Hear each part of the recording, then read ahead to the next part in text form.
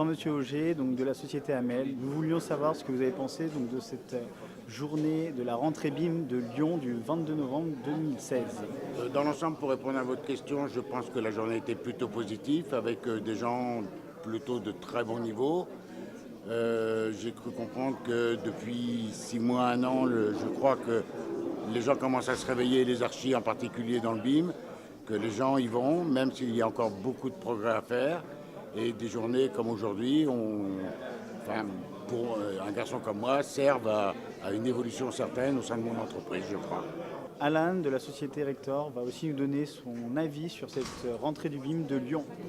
Bonsoir, donc Monsieur Lanty, Société Rector. Eh bien, écoutez, tout d'abord, j'ai été très impressionné par la qualité aujourd'hui des intervenants, la gestion aussi au niveau du timing.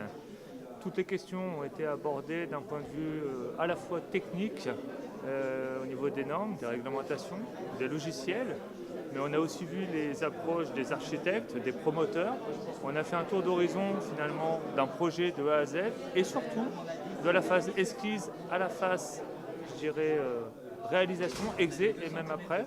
Donc pour moi c'est une journée profitable, intéressante, qui j'espère pourra à nouveau se prolonger et avoir de nouveaux échos. Voilà, merci beaucoup. Donc Liliane Dury, société Axalta. J'ai été agréablement surprise de cette grande affluence lors de cette première journée du BIM à Lyon. BIM est un mot qui était pour moi complètement inconnu lorsque nous avons intégré le club Prescrire en avril 2014. Et depuis, on se rend compte que BIM fait travailler beaucoup les entreprises, les architectes, et est une grande aventure qui commence, mais qui n'est pas finie.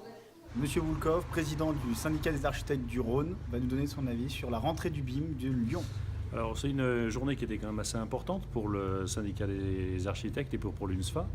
Et je pense que l'ensemble des participants ont pu mesurer les différents enjeux du BIM et les prestations et des propositions qui ont été faites par les différents acteurs, aussi bien la maîtrise d'œuvre que les industriels et les différents éditeurs de logiciels.